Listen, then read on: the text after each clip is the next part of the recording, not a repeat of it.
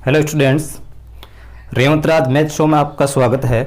कल हमने present simple tense के बारे में पढ़ा था और आज हम इसके जो तुरंत बाद में टेंस आता है प्रेजेंट कंटिन्यूस टेंस, उसके बारे में कुछ जानकारी लेंगे जो मैं कि आपको अवगत कराता हूं।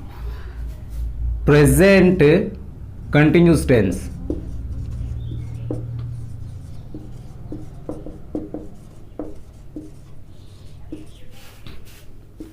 Present continuous tense. दोस्तों, इस नाम से ही इस टेंस के बारे में पता चलता है। प्रेजेंट का मतलब होता है वर्तमान, कंटिन्यूस का मतलब होता है जारी है, टेंस का मतलब होता है काल। वर्तमान में जो काम जारी है, जैसे कि मैं आपको पढ़ा रहा हूं, आप पढ़ रहे हैं, उसी प्रकार से ये टेंस चलता है। यानी जो काम वर्तमान में जारी हो उसको प्रेजेंट कंटिन्यूस टेंस कहते हैं। अब सबसे पहले हम हिंदी में इसकी पहचान देखेंगे।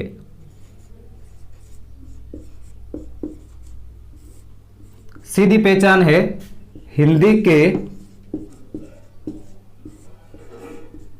वाक्यों में क्रिया के अंत में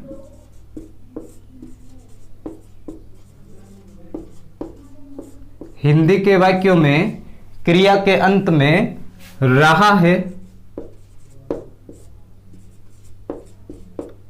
रही है,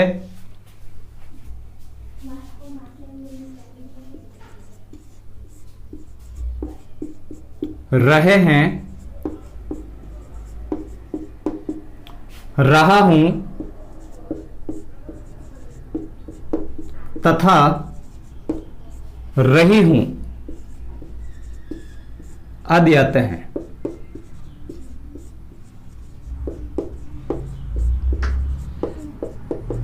इस टेंस की सबसे बड़ी पहचान यही है कि इसमें वर्तमान में काम जारी रहता है। एकदम इजी पहचान है, इसमें कोई दिक्कत वाली बात नहीं होनी चाहिए। अब इस टेंस के कुछ बेसिक रूल्स होते हैं जिनके अनुसार हम इसकी इंग्लिश यानी अंग्रेजी में सेंटेंस को चेंज करते हैं। उसके लिए कुछ चीजें आवश्यक होती है, जो है पहली है, इस टेंस में मेन वर्ब के पीछे आईएनजी लगता है, यानी इस टेंस में प्रेजेंट पार्टिसिपल फॉर्म का प्रयोग होता है। यदि आपको प्रेजेंट पार्टिसिपल के बारे में पता नहीं है तो मैं सीधा लिख देता हूं, मेन वर्ब प्लस आईएनजी का प्रयोग होता है। इस टेंस में मुख्य क्रिया यानी जो काम होता है वाक्य में, मुख्य क्रिया यानी मेन वर्ब के पीछे आईएनजी लगता है।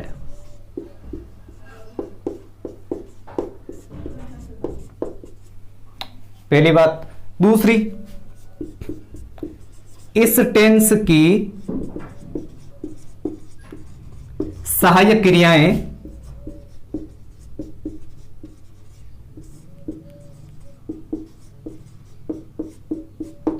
यानी हेल्पिंग वर्ब्स इज, आर और एम होती है। इज, आर और एम होती है। अब इनका प्रयोग कैसे? इज का प्रयोग ही, शी, इट तथा एक वचन कर्ताओं के साथ होता है।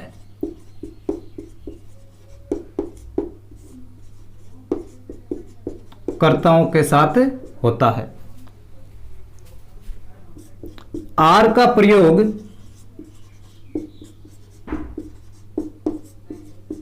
यू, दे, वी तथा बहुवचन कर्ताओं के साथ होता है।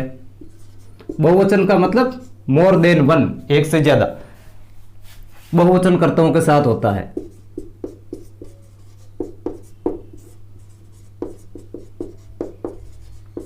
इसके बाद बचा एम, जो शायद आपको पता ही है, इसका प्रयोग आई के साथ होता है। एम का प्रयोग आई के साथ होता है, जिसका मतलब होता है मैं, आई के साथ होता है।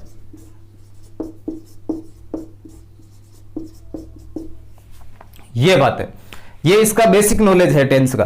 पहली बात ये क्लियर होनी चाहिए, ये तो इसकी पहचान है, यानी वर्तमान में जो काम जारी रहता है वो इस टेंस में आता है। इस टेंस में मेन वर्ब के पीछे आईएनजी लगता है, यानी प्रेजेंट पार्टिसिपल फॉर्म का प्रयोग होता है। इस टेंस की हेल्पिंग वर्ब्स यानी सहायक क्रियाएं इज, आर और एम होती है। ये तीन सहायक क्रियाएं हैं। इसका प्रयोग ही, सी तथा एकवचनकर्ताओं के साथ होता है। आर का प्रयोग यू, दे, वी तथा बहुवचनकर्ताओं के साथ होता है और एम का प्रयोग आई के साथ होता है। ये बेसिक चीजें हैं, इसको नोट कर लेना। यदि नोट डाउन करना चाहते हो तो अपनी कॉपी में नोट डाउन कर लेना।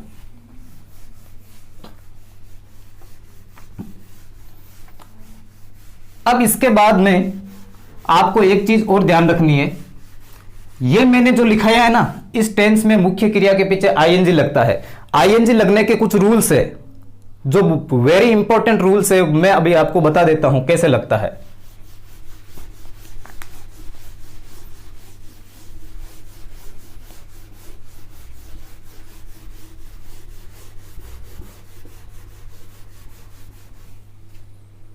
सीधी भाषा में लिख देता हूं आपके, वर्ब के पीछे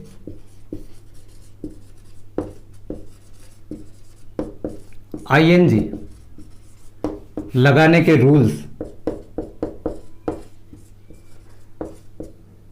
नियम। पहला नियम, यदि मेन वर्ब, यदि किसी मेन वर्ब यानी मुख्य क्रिया, यदि किसी मुख्य क्रिया यानी मेन वर्ब के पीछे ई हो, ई फॉर एलिफेंट, यदि किसी मेन वर्ब के पीछे ई हो और उससे पहले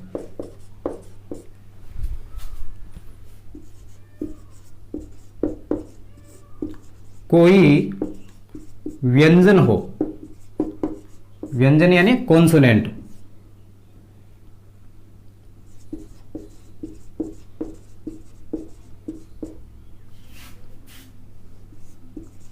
हो तो पीछे के ई को, पीछे के ई को हटाकर आईएनजी लगाते हैं।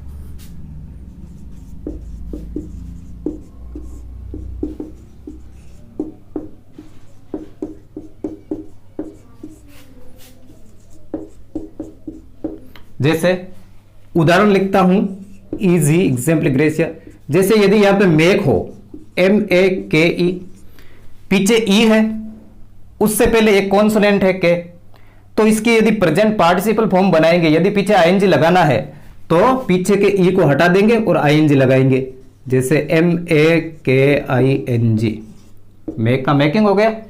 इसी प्रकार से टेक, TAKE, पीछे ई है, इससे पहले कॉन्सोनेंट है तो पीछे के ई को हटाकर आईएनजी लगा देंगे।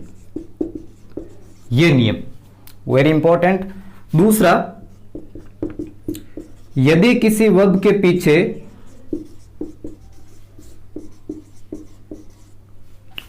मेन वर्ब के पीछे, यदि किसी मेन वर्ब के पीछे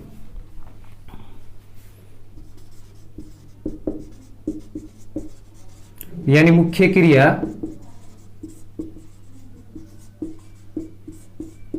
के पीछे एक कॉन्सोनेंट हो, कॉन्सोनेंट यानी व्यंजन,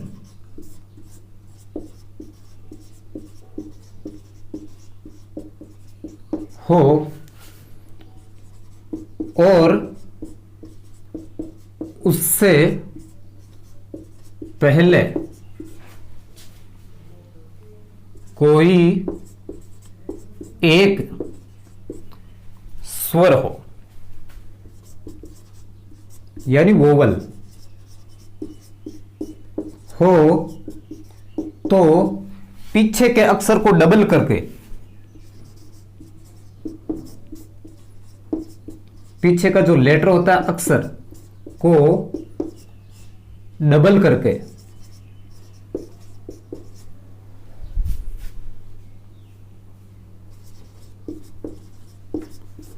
करके आईएनजी लगाते हैं, आईएनजी लगाते हैं। उदाहरण बता देता हूं आपको।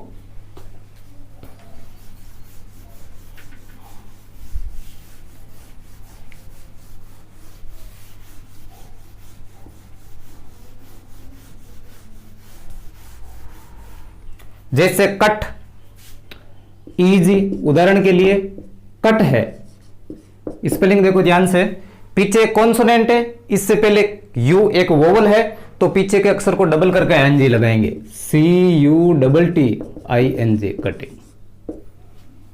स्टॉप है, STOP, पीछे एक कॉन्सोनेंट है, इससे पहले एक वोवल है, तो पीछे के अक्षर को डबल कर देंगे और फिर आईएनजी लगाएंगे।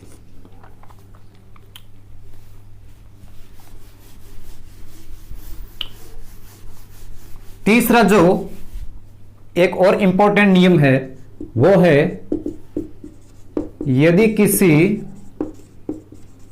मेन वर्ब यानी मुख्य क्रिया के पीछे IE है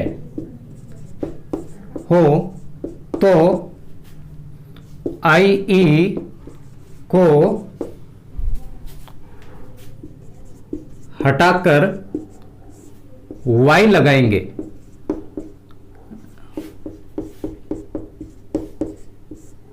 फिर ING लगेगा।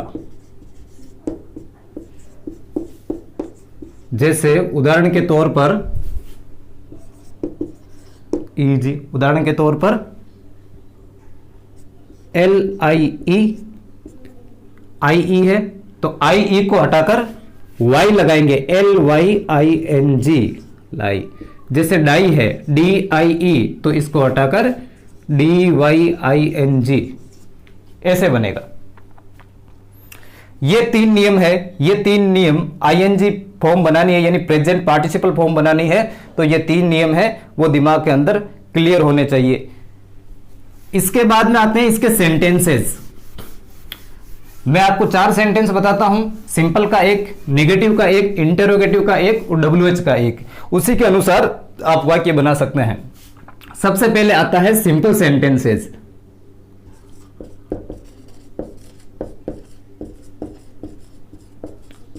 क्योंकि एक वाक्य बनाएंगे तो सिंपल सेंटेंस।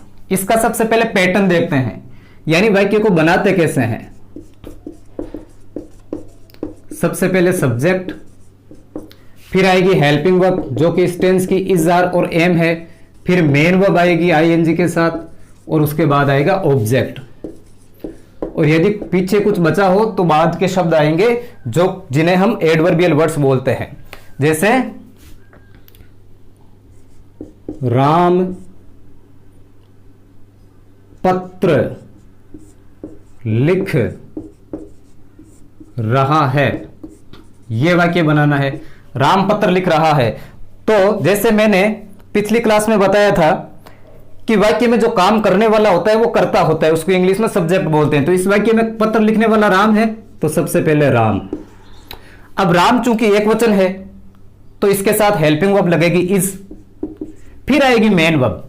मेन वर्ब मुख्य क्रिया यानी वाक्य में जो काम होता है, काम हो रहा है लिखने का, लिखने को बोलते हैं राइट, इसकी स्पेलिंग होती है WRITE, WRITE। अब जैसा कि मैंने आपको बताया, यदि पीछे ई हो, उससे पहले कोई कॉन्सोनेंट हो, तो पीछे के ई को हटाकर ING लगाएंगे, तो इस ई को हटा देंगे और फिर ING लगाएंगे। अब पीछे बचा पत्र जो कि ऑब्जेक्ट है, यह काउंटेबल नाउन है, गिनने योग्य संज्ञा है और एक है, तो इससे पहले हम ए लगाएंगे, ए लेटर। यदि ये ए नहीं लगाया तो सेंटेंस पूरा इनकरेक्ट हो जाएगा, गलत हो जाएगा, ये ध्यान रखना।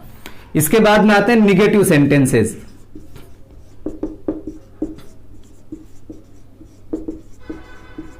यानी नकारात्मक वाक्य। सेम पैटर्न है लेकिन हेल्पिंग, नेगेटिव में हेल्पिंग वर्ब के बाद में नोट लग जाता है। पैटर्न है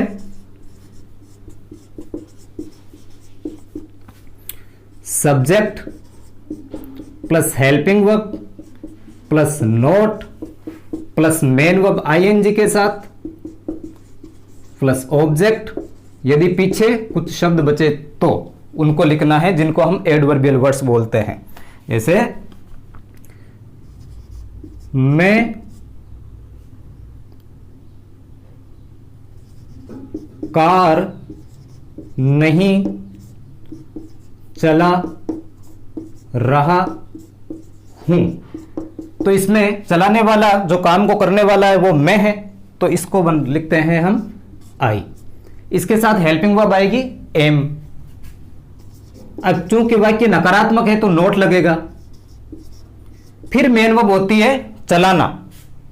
चलाना, कार चलाना इंग्लिश में बोलते हैं ड्राइव, DRIVE, DRIVE।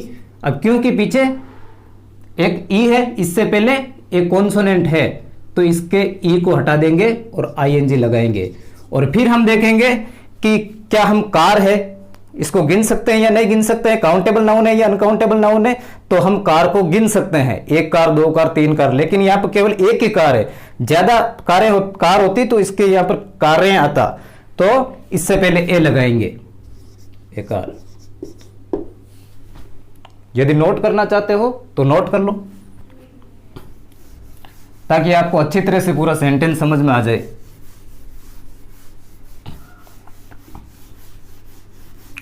नेगेटिव के बाद में आता है इंटेरोगेटिव सेंटेंस। जो कैसे बनता है उसका रूल अभी हम देखेंगे। इंटेरोगेटिव सेंटेंस में सबसे पहले हमेशा हेल्पिंग वर्ब आती है, जो कि सब्जेक्ट के अनुसार आती है। जैसा सब्जेक्ट वैसे हेल्पिंग वर्ब। यदि सब्जेक्ट प्लूरल है तो हेल्पिंग वर्ब भी प्लूरल होगी। Interrogative sentences, interrogative sentence. इसका पैटर्न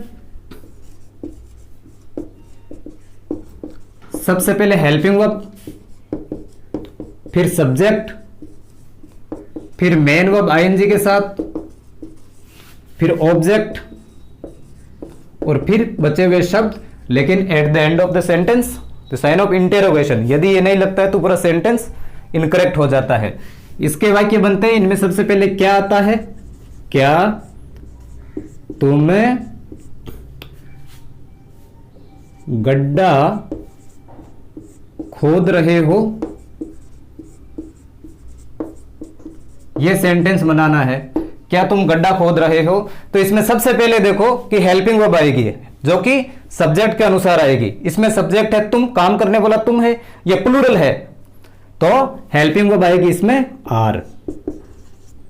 फिर सब्जेक्ट तुम है यू। फिर आएगी मेन वर्ब। मेन वर्ब यानी वाक्य में जो काम हो रहा है, क्या काम हो रहा है, खोदने का, तो इसको बोलते हैं डिग। अब इस स्पेलिंग को ध्यान से देखो, जैसा कि मैंने रूल लिखाया था, पीछे एक कॉन्सोनेंट है और इससे पहले एक वोवल है, आई है, तो पीछे के अक्षर को डबल करके आईएनजी लगा देंगे। Are you digging. फिर गड्ढे को हम गिन सकते हैं, एक गड्ढा, दो गड्ढा, तीन गड्ढे, तो यहां पे एक गड्ढा है तो ए। पिट, पिट बोलो तो पिट या होल, ये सेंटेंस। इसके बाद में आता है WH वर्ड से बनने वाले वाक्य।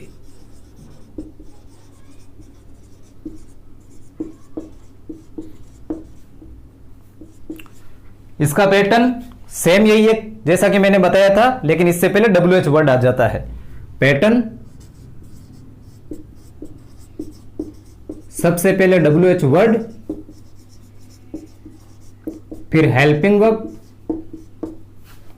फिर सब्जेक्ट, फिर मेन वर्ब आईएनजी के साथ, उसके बाद ऑब्जेक्ट। फिर यदि पीछे कुछ बचा है तो वो लिख दो, और प्रश्नवाचक चिन्ह यानी साइन ऑफ इंटेरोगेशन। जैसे तुम क्या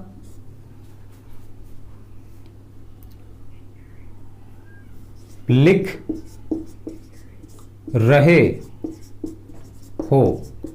तुम क्या लिख रहे हो, इस सेंटेंस की इंग्लिश बनाएंगे तो इसमें सबसे पहले WH वर्ड आएगा।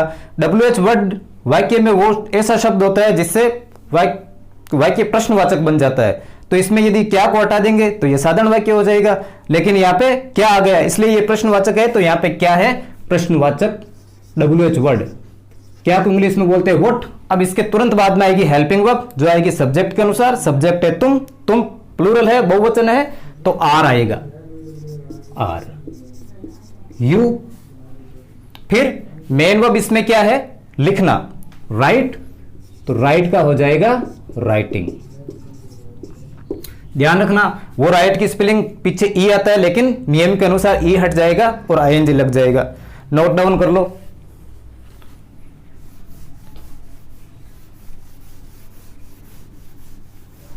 अब इसके बाद जो सबसे इंपॉर्टेंट चीज है जो कि आपके एग्जाम में आती है वो होते हैं एडवर्बियल वर्ड्स, यानी इस टेंस के कीवर्ड्स होते हैं, वो महत्वपूर्ण शब्द होते हैं जिनसे हमें पता चल जाता है कि ये कौन से टेंस का सेंटेंस है, और उसी के अनुसार हम सही सब्जेक्ट को देखते हुए सही हेल्पिंग वर्ब भरेंगे। तो इसमें एडवर्बियल वर्ड्स होते हैं।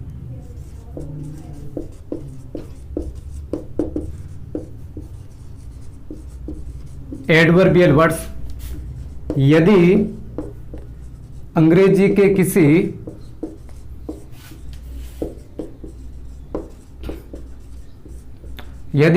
के किसी वाक्य में, अंग्रेजी का मतलब जो हम adverbial words fill in the blanks भरते हैं उसका लिए, जब अंग्रेजी के किसी वाक्य में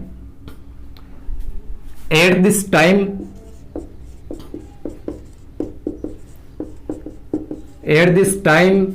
at this moment,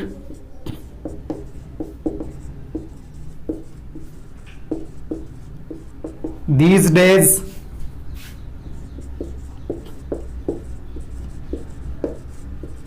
at this time, at this moment, these days, in the present time,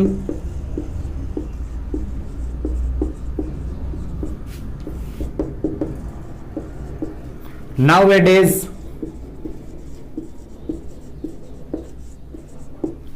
now, still, today, tonight,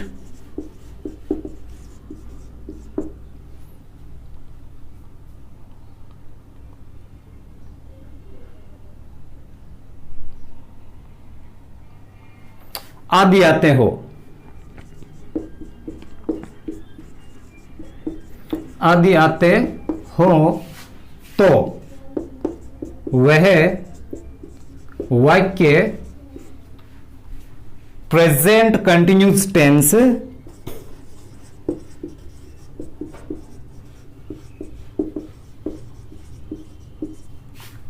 का होता है।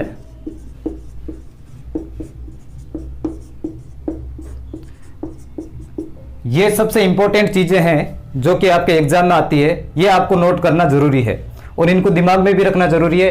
At this time, at this moment, these days, in the present time, nowadays, now, still, today, tonight। यदि किसी वाक्य में fill in the blanks वाले जो आप क्रिया की सही इकाई भरते हैं ये शब्द हो तो वे वाक्य प्रेजेंट कंटिन्यूस टेंस का होता है। ये चीज एकदम दिमाग में फिट रहनी चाहिए। अब किस प्रकार से आपके एग्जाम में क्वेश्चन आते हैं उसके बारे में देखते हैं।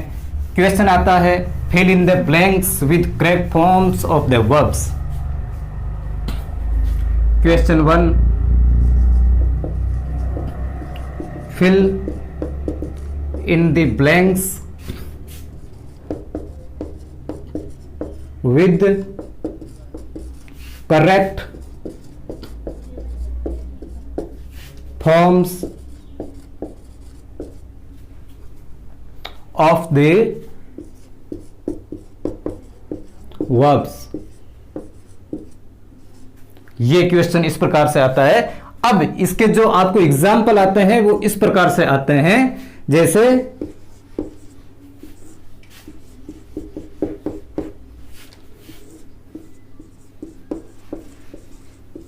ये सेंटेंस है, इसको ध्यान से देखो। सबसे पहले आपको इसमें टेंस की पहचान करनी पड़ेगी।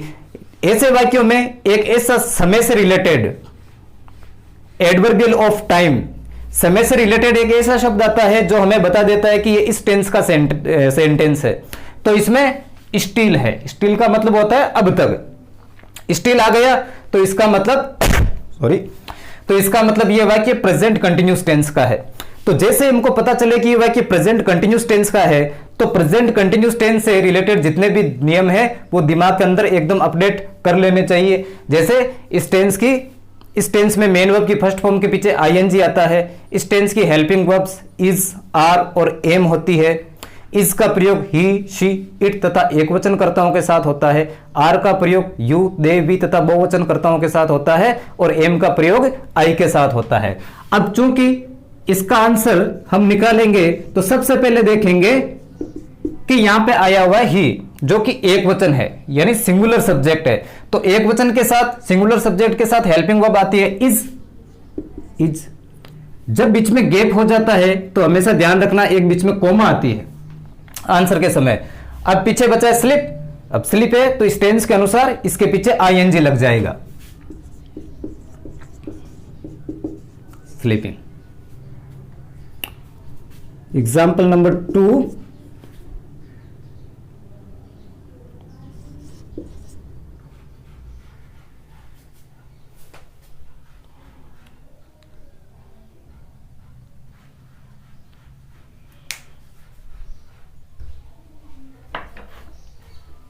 लाइट गिर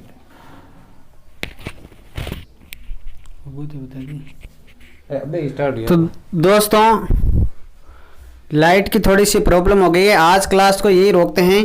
कल नेक्स्ट अगला जब लाइव सेशन आएगा तो उसमें जो है हम नेक्स्ट आगे 2-4 एग्जाम्पल देके अगले टेंस को पढ़ेंगे। तब तक के लिए धन्यवाद।